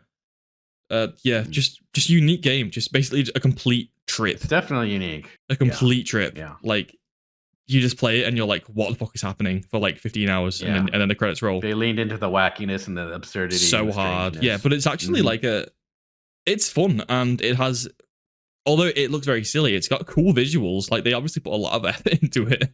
It's extremely like kind of impressive looking. Oh my god. Like there was a joke in the first game that was like, I have such a dark sense of humor, and this was so good. There was like in the first game, like very early in the game, there's a little annoying kid who's getting in your way, and he's like, "Yeah, you can't get past me. You can't get past me." And he's like being like really fucking annoying, and he won't let you walk past him. And and then I think like if you try and like pull the trigger on this kid, the gun speaks to you, and the gun's like, "What the fuck are you doing? This is like a whatever rating the game is. You can't kill a child." The gun is like, "Have you ever killed a child in the game?" No. That's for good reason, because we don't do this. And then the more you keep trying to pull the trigger, the gun like slowly comes to terms with the idea. until you do it, and then until you eventually do it. do it, and then you're just shamed afterwards for killing. Yeah, like that was a really good. But it's that kind of sense of humor throughout. Very like quite dark, but just fucking around, just trying to hit at all these like self-aware jokes, so it's like self-aware humor. It's got a good sense of humor. But the reason I mentioned it, obviously, second one announced, not really a surprise, because I think as far as Xbox stuff, it was quite successful. So, Xbox really have to grab at these few strands of hair they have left. I'm not surprised to see a sequel of that. I'm sure it'll be more of the same. It looked very competent from the trailer. It looked bigger and brighter and lots more weapons, more expansive than the first game. That's cool. Did you see the Xbox handheld? No. Yeah, they announced it. It's a crossover between Xbox and the Asus. What's the name of the Asus handheld? Fuck. Yeah, I don't know, but I know what you're talking about. Yeah, it has a name, but I've forgotten. And it's a crossover between the two, and it's one of them with Xbox on it, on Windows, running on Windows, and it has like. You can download Steam. It's just Windows. You can download whatever you want on it, but it's also got full Game Pass on it. So you have Game Pass Ultimate, I assume, which is the one where you get everything, and you can just play any Xbox game. Nice, quite nice. I wouldn't get one, but nice for Xbox fans. I mean that's cool that they have it, and it makes sense. It makes sense they lean into the portables market, of course. But, like, how do you differentiate? How do you differentiate yourself from the Steam Deck? You know, that's the thing on everyone's mind. I think. yeah. Does Steam Deck allow Game Pass? It doesn't, right? So that's No, it. That's where they have it. So like that's definitely something Xbox specific. But if that's all they got, then I think that's it. Yeah. That's still not a lot. Let me Google what Like, the fucking handheld's called, because I feel like I have to say it, otherwise I haven't covered it properly. And on top of that, the Steam Deck, you play games you buy, you play free to play games for free, you know? Yep. Whereas the Game Pass, you're paying a monthly fee. Yeah. Like, so you'd be paying a monthly fee for a portable? Well, you know? I don't know if it's included in other existing Game Pass payments. Yeah, I can imagine it's completely optional for the console. But if it's their entire selling point, it's get this subscription for this thing. It just seems, Oh yeah, I absolutely know what you mean. Yeah. It's called the ROG Ally, by the way. So this is an Xbox and ROG Ally crossover. Oh, okay. Yeah. Yeah, I'm not surprised at all. They've been hinting at it for a while, I think. It makes absolute sense they do it, Yeah, I think it's been confirmed for a while, actually. And I don't think it's a bad move either. Like, honestly, like, I think, yeah, I could totally see them. But just from a consumer standpoint, seeing the Switch or Switch 2 now, the Steam Deck, and then stuff like Lenovo or ROG or stuff, like, what do they have that I couldn't get from the Steam Deck? There's just so much there, right? Yeah. I mean, as far it could be hardware wise, it could be way more impressive. That might be a thing. Yeah. I don't know that. I don't know that at all. Like, I feel like if they hit the price point, because the Switch 2, obviously very expensive. Steam Deck, also pricey, but you get a lot for what you pay for. Yep. So if they undercut the Switch 2 enough, because there's probably a market there easily for like around 300 or 200 to 300 for a console or for a portable that could run most Xbox games. Like, I could see that.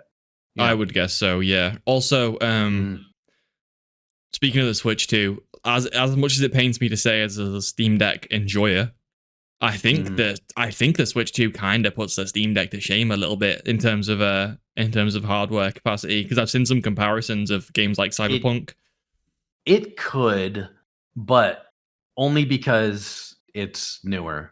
Only because it's newer, and it's also you have to Steam Deck. Yeah. Steam Deck is relatively old. You have to keep in mind all the downsides to it being a Nintendo console as well. Like, this isn't a direct comparison, because all that aside, just directly hardware comparisons. Yeah. Because the Steam Deck hadn't been upgraded since it came out, and Valve even said they weren't going to do it unless they could do it meaningfully. So they could have actually updated it, but they're actually waiting for a generational jump. And the thing is, they're both based on the same boards. Yeah, they're both based on the same. I think it's NVIDIA Tegra. Yeah, that they're using. So it's basically pretty similar hardware. It's just newer. The thing is, Nintendo just put theirs out. Now Valve can put theirs out later, and it could possibly even be better.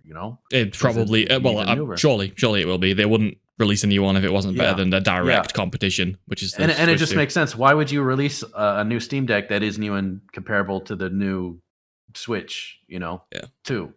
So obviously, and I think that's gonna blow people away. The Steam Deck 2, could like be doing the things that people expected the Switch 2 to do.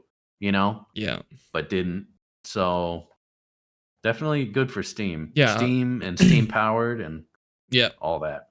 And like I said, like the Switch 2, you have to keep in mind all the Nintendo hardware side. You're paying $80 for games. Now you add on that you'll be paying a lot more money than average for games that not that many will games. not drop in price anytime shortly. Nope, never. As far as the Switch 2, the amount of exclusives on it, very low and not that too appealing at the moment. Only a select few of games from like moved over from like other consoles. Only a select few. And then you have like not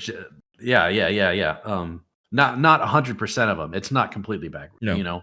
compatible. And on top of that, some of the games that do work, you have to pay extra to get the Switch 2 version of it. You do. Right? You do.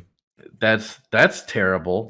Yeah. And then there's just other classical Nintendo, you know, blunders, like you'll have to pay for online gameplay, which I guess is more of a console thing at this point, but still scummy, you know.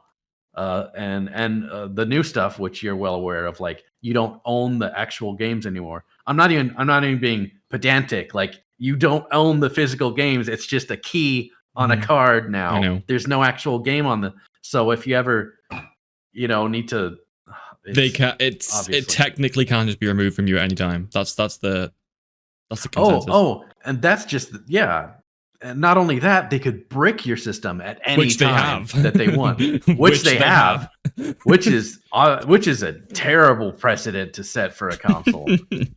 You know, like how dare you do something for the console you completely paid for that you should be able to. Also, you mentioned paying extra for the original Switch games. Fuck that. Just to really drive that home. Like, so Tears of the Kingdom, which is already like a borderline remake of Breath of the Wild with some really scrappy, unfinished, sloppy seconds on top, it was $70. And so if you want it on Switch 2, you're paying $80 in total for Tears of the Kingdom. Fuck that. Just to play it how the game should have been played with smooth frame rate, you know? Yeah, exactly, yeah. Fuck that. You can just get it on there. I can't tell people to emulate, can I? Oh, well. You can't tell them to emulate, but I don't think so. I think that's illegal. Who knows? I mean, it is legal. I mean, you can't tell them to emulate, but you can let them know it exists, right? Look, I'm not anyone's dad. Do your own research. I think. Oh wait. I was about to say like that's it, but I really don't care. But they announced Call of Duty, which we all knew. It's always announced this time of year. Call of Duty Black Ops 7. Okay, that's it, everyone. Good night. Everyone, goodbye. Have a good day. So Call of Duty Black Ops 7 is a spiritual sequel. So in the same context of they've been making these spiritual sequels or spiritual remakes to the game. So it started with Modern Warfare 19 being a slight spiritual remake of COD 4, and then Black Ops Cold War being a slight spiritual remake of Black Ops 1, Modern Warfare 2, you know, the new universe. And Black Ops 7 is very much in that vein. It's a sequel to Black Ops 2 in this new CODverse. So not the same events, I assume. Yeah, don't really care. Black Ops 6 still feels kind of like a very new game. I don't think a Call of Duty game has excited me for quite some time. I remember when they were redoing Warfare. That was pretty. Modern Warfare 19. That got a lot of hype. Yeah, but then it came out and it was just like, okay. That's what happens when they all come out. Yeah, I already see people like getting back on the hype train for this, and I'm like, how long until we learn? It's kind of sad because the same people will like shit on the 1 year release cycle and shit on how that kind of affects development. Yeah. Like I always shit on people who like play the same Madden game year after year. Yeah, you know, or the same 2K sports whatever game year after year. It's the same game. They just change the roster a little. Yeah, they change a little thing with the gameplay or the graphics, and like COD is kind of like the sports game of FPS shooters, because like every year they got a new one coming out, or not every year, but you know what I mean. It is every year. It's like this clockwork release.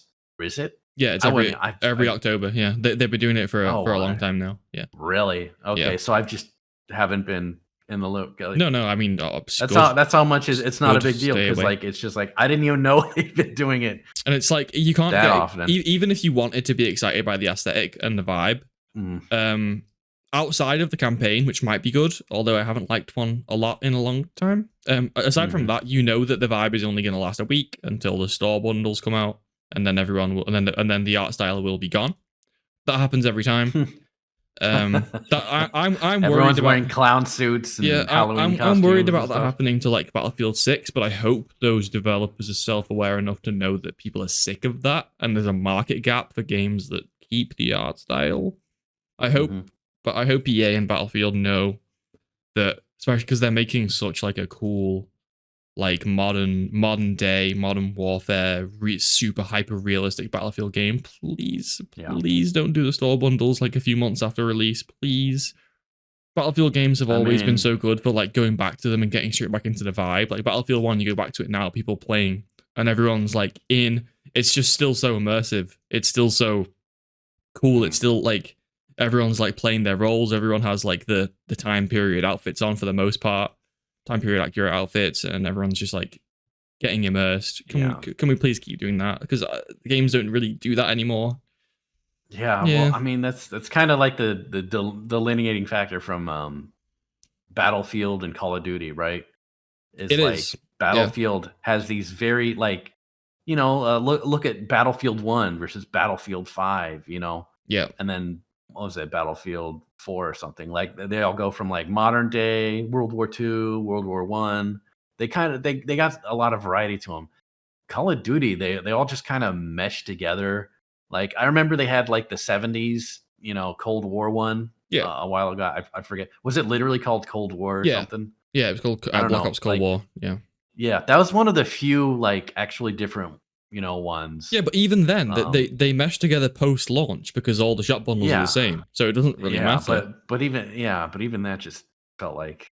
Yeah. And then there's the one that came out that had like abilities. I forget which one that was. There's been many. There's been many that are quite advanced. I guess I shouldn't be surprised. Yeah. Yeah. And I just remember each time they tried to make something new, it just kind of felt same Call of Duty, Yeah, for me, my biggest issue with those is the shop bundles and the battle pass obsession and the yearly release cycle. I think we should have a COD game for at least 2 years, preferably 3, before the next one comes out. But no, it's on a 1 year release cycle. So by the time everyone's completed all the mastery and got the camos to flex around, the next one is out. Yeah. Anyway, Call of Duty is really not breaking new ground here. Really not breaking new ground. Call of Duty slop. No. You're going to have to do a lot more to get me excited about that franchise. Yeah. Speaking of getting excited about franchises, but it's opposite day. Halo was treated like Voldemort at this Xbox conference. Halo was not mentioned a single time. Not only was it not mentioned a single time in the Xbox conference, but it wasn't even Halo wasn't even shown in like Xbox nostalgia bait montages. Genuinely, that's inexcusable. Yeah, there was times where Phil Spencer, that's his name, right? Would be like, oh, look at this, like look at all this on Game Pass available now, and there'd be like some quick trailers, or there'd be a collage of pictures. No Halo. No Halo. How does it feel being a Halo fan right now? Halo fans out there, I say as if I'm not one because I'm trying to distance myself. Trying really hard to distance myself from this shit. I mean, not different than you were, a week ago, apparently, because the series is, had better times, that's for sure. He did tease a new game though, but again, kind of by not saying the name, I think he thinks that stocks will plummet if he says the name, because he teased it without saying the name. So at the very end, before the COD trailer, which was the last thing, he mentioned a few new games that are coming out next year in 2026. And then he said, and the return of a classic that's been with us since the beginning. And then that was it. That's all he said. So he's very clearly teasing the many times hinted Halo 1 remaster to release on all consoles, including PlayStation, which has been whispered about for around a year now. Since Halo started moving from P43 Industries into a new kind of a Halo Studios, which is mostly the same people, but from how they described it, kind of a flip of the company. Lots of new people in, and hopefully a complete change of hierarchy and direction and management systems. Sort of, I don't know anything about game development, but just go from bad to being good is what I'm trying to say. Go from bad to being good at developing games. Hopefully do that. They are apparently working on a Halo 1 remake on Unreal Engine 5. to be on PlayStation as well, because obviously they've been doing that for a few years now. I don't think that's a big surprise to anyone. Well, Yeah. honestly, I mean, when you do a remake, the more loyal you are to the base game, I feel like the more well, I feel like that should be the goal, really, is just trying to get that core gameplay from the remake, you know, and just like update the graphics. Obviously the a couple gameplay elements that are kind of too aged, like some of the UIs or something, but keep the core gameplay like as it was. Like Like I Demon don't expect Souls. them to introduce new weapons or new enemies and shit. Like just take what was good about the first and just you Yeah. know Um, um it would be a nice justice, because Halo 1 has a remaster from 2011 and it's terrible. It's probably the worst thing ever made by a human. oh, I remember that. Yeah. Yeah, it's an asset flip of Halo Reach, which is a game in a completely different art style. Hmm. So it's like canon breakingly bad, to the point where everyone is like wearing and using and looking the wrong way for the time, because it was a Halo Reach asset flip. So they just really quickly made like a, look, this has better graphics remake because we used all the new models, but like Yeah. it's so broken that the new models are made for different bipeds, like for the enemies and stuff, so they don't fit the bipeds in the original game, and they glitch all the time, Really. like things like Ugh. that. Yeah. Huh. Yeah, and it has this whole modern Halo art style to it as well, which looks completely different to the vibe of like the original trilogy. Yeah, it's like Mm. offensively bad. Genuinely, it's an offensively That's bad remake. awful. It definitely needs to Yeah. be done again. It doesn't Right. even look that graphically impressive. Even at the time, I didn't think it looked that graphically good, to be honest. No, I remember when Halo came on PC, like just the PC port Yeah. of Halo, and that looked great because you were seeing the same assets, but with higher resolution, more frame rate, and all the bells and whistles, Mhm. that PC can do. So just that looked great. But I didn't play it when they did the Master Chief Collection. I'm Mhm. guessing is what you're talking about. Yeah. I didn't play that because I had already played it, of Well, course. the So Master Chief I did all Collection the other wasn't events. how it was originally remastered. It was originally remastered as a standalone game, because it came Really? because that was in 2011. The Master Chief Collection didn't come out until 2014, and Oh, the Master Chief okay. Collection Okay. included that remaster, but it was originally a Mhm. standalone game. Yeah. Okay, I got you. It was the first game to Yeah, do the switch back and forth in real time between graphics, which is, to that 343 is pretty Industries' cool. credit, probably the coolest thing ever. That Um, is pretty cool. Really Yeah. good idea, but it also is Mhm. maybe limiting, because it means the games have to 100% match. Otherwise, obviously, being able to switch back and forth between graphics wouldn't work. So, say you wanted to do a remake where it's not exactly the same, and maybe some things Mhm. are very, very, very minorly adjusted, then you wouldn't be able to do a switch, obviously, because that wouldn't make sense. I mean, on one hand, it depends how different it is, because I feel like because they can switch between the two, it's because of how loyal it is to the system, Exactly. Yeah. right? Yeah. Like the original. So I feel like, to its credit, like the closer it follows is definitely a good thing. Yeah. But I feel like they could do a lot of freedom with the graphics and stuff. But yeah, like as far as gameplay, you have to match exactly, and that's what I loved about Diablo 2. I don't know if you played that or the remake. No, I only Um, played 3 and 4. the original game, like it didn't even use like 3D characters. They were all like sprites that were pre-animated 3D Oh, sprites, like really? StarCraft. I don't know if you're familiar with it. No, but Yeah. I get what I take your meaning. Yeah. Okay. Yeah, pre-rendered 3D sprites. And so they literally just like rendered that now, and when you tap back and forth, it looks so much similar because they just took the 3D they were trying to do back then and they do it, and they made such a good match of it that it's great just to toggle back and forth, That's cool. and like That's cool. it just blows your mind. Like I said, just knowing that, because you can toggle the base system below is almost unchanged. Yeah. It's so loyal to that. You could slap the old graphics on and it just look like it plays. I feel like if the Halo remake did something like that, they could still make it look amazing and still but I wouldn't be I wouldn't be too mad if they like had some liberties, with it to a point that they weren't able to match it. I Like they wouldn't be mad changed at the all. movement, they changed the weapons, they kind of updated some stuff, Yeah, because mainly like if they because just remake it, then I've probably played it yeah, like 30 mhm, times in my entire life. yeah. So The yeah. OG Halo or the remake?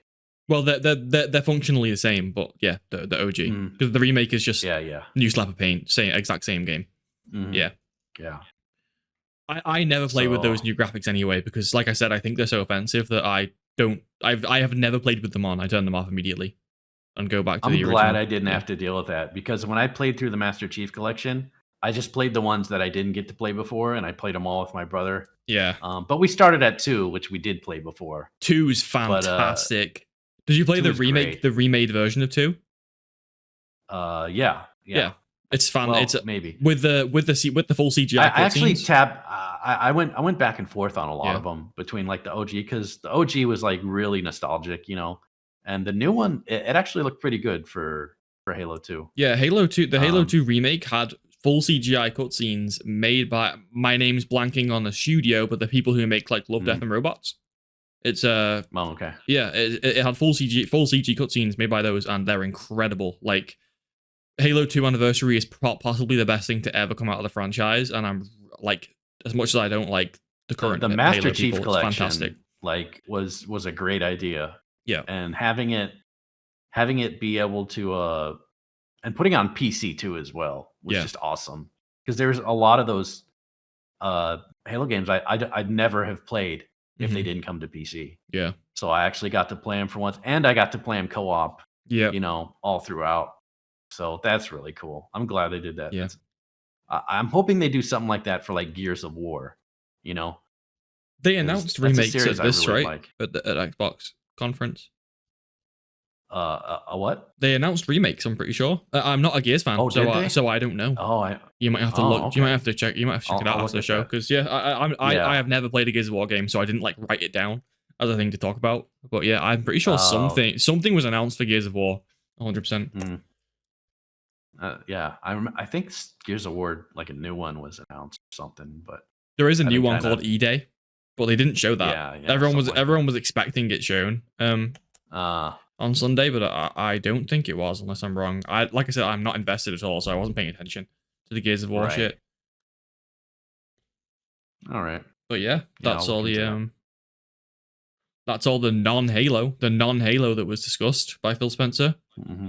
Literally avoided the word like the Black Plague. So that's nice. Halo fans, how we doing? Halo fans really fucking on life support right now. Literally. Halo fans on life support. They've been on it for a while. They have possibly 10 years. Anyway, yeah, that's all we got for the conferences. I think do you mind if I finish up by just talking about Night Rain a bit more? No, go ahead. So I finished Night Rain with the boys, with my friends, over the weekend. What's finishing that game? Yeah, so it does have a credits roll ending. It actually has 4, but there's one that everyone gets, and then there's 3 that you have to complete quests in a specific way with characters to achieve. And we all got the normal ending, obviously, because we weren't tryharding any like quests or anything. So you do, so basically the way the game works is you do like the runs where there's different Night Lords, and you roll credits when you beat the last one. We beat them all in order, so I don't know if you have to beat all of them. But basically, once you beat a certain amount, I think it's 4 or 5, you get access to the last one, which is like, kill it. This is the final boss. He's a really, really, really cool boss. Like the end of this game was fantastic, massive spectacle, loads of really cool attack, really nice fight. It was actually kind of clutch because in the final boss fight, like the boss fight to finish the game, my 2 friends went down. And I was getting so pummeled like by damage that I couldn't like revive them. The way the game works is the more times you go down, the harder you are to revive. So these people, so we were going down quite a lot. So these people were like impossible to revive, and I was like, "Fuck it, should I just go for the kill?" And they were like, "Yeah, go for the kill." And I had to survive alone with the guy for like maybe like 30 seconds, and he was just nice. and I managed to like hit all the dodges, and I was playing as the bow and arrow character, and I managed to get off just enough damage to kill him, and then that was it. Roll credits. Like some random fucking vague bullshit cutscene. Literally didn't like said to my friends like, we're not gonna know what this means, are we? And they were just like, no. We tried to watch it and then just skipped it. Didn't know it. And then there was a really weird cutscene at the end, which spoilers, I guess, but I don't know what it meant, so I don't know what I'm spoiling. But there's a final cutscene at the very tail end of the game where there's like the actual Elden Ring map, because this game doesn't take place in the Elden Ring world, but it is in the final cutscene, like actual Elden Ring lands between. And there's a guy like looking at it, and he turns around and walks away like a giant. like what the fuck? I think it's representative of whatever was causing the Night Rain. I've never seen a game with more confusing lore than the Souls series. I think that was just representative of whatever's causing the Night Rain, like leaving the lands between because we won. I think that's how I'm going to interpret that ending. Anyway, yeah. Interesting. And then game, there's the Elden Ring movie that they're trying to work on. A24, directed by man whose name I've forgotten. How do you think that's gonna turn out? Yeah. Oh, I just hope he plays the game and watches the cutscenes and gets the vibe, because if you just look at it from a glance and you don't understand these weird FromSoft games, you're going to get the very wrong idea. You definitely have to... Obviously, it's kind of a hard game, so I don't expect him to like go and soul level 1 Melania, like no hit or anything. But like, play the game, watch like the intro cutscenes, watch all the cutscenes on YouTube, play as much as you physically can just to get... Because it's... Elden Ring is just a vibe. Like, all of Elden Ring's story can be described by a vibe. It's not like... Well, the story isn't even there most of the time. Like, there's just so little of it. No, there's so... Whenever it is there, it's very vague. It's very confusing. It's very enigmatic. So, like, it's... I'm wondering where they're going to take it, the movie, because they could literally not follow the lore at all, and I wouldn't know it just because I have no idea what the lore is. The lore is probably the most intricate lore I've ever seen in a game. It's actually, I don't think people give it enough credit because it's, people don't really look into it that much. It has a big community, but probably like that's still like 1% of the people who played the game, like literally, because the actual presentation of the story in the game, if you just play the game, is nothing, right? Like, yeah, exactly. And that's most Soul games, right? There's a few cool cutscenes, but even those cool cutscenes, I think only a fraction of people are understanding what's happening. So it's really important that whoever I forget the director, but it is known who's doing this and his previous work. I'll put it up on screen or whatever. But like, it's really important that he watches like a Vati Vidya or Smotown 10-hour long video of the lore, because here's how I imagine this movie. Ideally, a montage of like the coolest lore events. But not like anthology though, kind of like relating to each other in ways, because there is a few really cool lore things leading up to the shattering, which is a thing that happens right before the start of the game, that would make a really, really, really great movie. Like lots of war, lots of violence, lots of gods, lots of magic. Like Radahn versus Melania is a fight that turned Caelid into rot. There you go. That's a cool scene. That was the first ever reveal trailer of the game, actually, those two fighting each other. Everything that happens pre-game is movie material. Like just in the days pre-game that's what I think will end up happening, because they'll see that and they'll think that's cinema. I don't disagree with you. I think you're perfectly right. But on the other hand, Chris Pratt as the Tarnished played the game. Yeah. Asking it to be so accurate to lore in a game where most people weren't exposed to the lore, I feel like at this point they could do whatever with the lore, and as long as they nail the feel, the vibe of it, then it'll work. Like they could do some completely new bullshit characters we never heard about before. As long as they hit that vibe, I'd be fine with it. Like, I'm just someone who's played it and I don't understand the lore because it's just all over the place. I know. People who like painstakingly read like, 10,000 page novels and stuff. I don't know where they're getting this information on the lore, because like there's so little in the game itself. It feels like Like I need to be reading like 3 volumes or something. That Yeah. you know, it's like the Halo lore. You know, like they put so little of it in the game that you have to read these books. Fuck Halo you know, lore, but yeah. Yeah. It's kind of like that. Like personally, I think as long as they nail the vibe, they could get it. But yeah, I think they could totally just do like a lore based story of it. And I like you could said, see I could there's see so that many going cinematic parts. I could see that going either way. Like both the things Yeah. that we said, Mhm. I can also see. Yeah. For me, this is worst case scenario, but I can also see like this is the main character. He's the Tarnished. I'm gonna go and kill all the bosses. Movie. I can absolutely see that happening as well. I don't like the sound of that because I think that's like that because it's a game. That's the game. The game is like your created character Tarnished. Like when you're making a movie, you don't have to do that. You don't have to have like a Tarnished. But okay, but what if we get Timothy Chalamet, who's a high schooler, who gets sent to an alternate dimension, and then he's playing Elden Ring on his laptop, and then he gets sucked in. Yeah. No. But so yeah, I think there's a genuine chance that it could just be this is a man, like known actor or unknown actor, or a woman, or a genderless person, just a being who is it'll definitely be interesting. Maybe don't even show their face. A Tarnished. Yeah.